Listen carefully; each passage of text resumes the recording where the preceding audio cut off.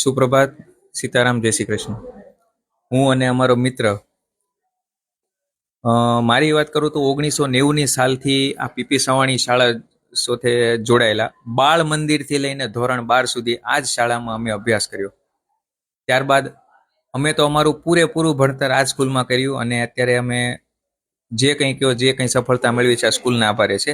અને અમે અમારા સંતાનોનું ભવિષ્યનું ઘડતર પણ આ જ સ્કૂલને સોંપી દીધું છે.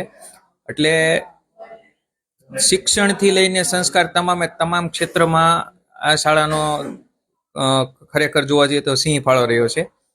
તો દરેક વિદ્યાર્થીઓને એટલી જ વિનંતી કે જો આપણે શહેરમાં તો ઘણી હાઈફાઈ સ્કૂલો છે, ઘણું બધું છે, પરંતુ જો બાળકોને ભણવાનું હશે ને તો ભણી જ લેશે.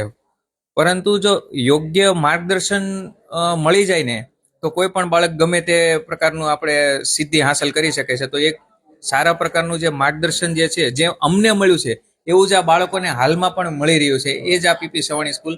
એમાં પછી બીજો કોઈ ઓપ્શન વિચારવાનો જ ન હોય. શું કેવું જયસુખભાઈ તમારું? એકદમ સાચી વાત છે દિલીપભાઈની.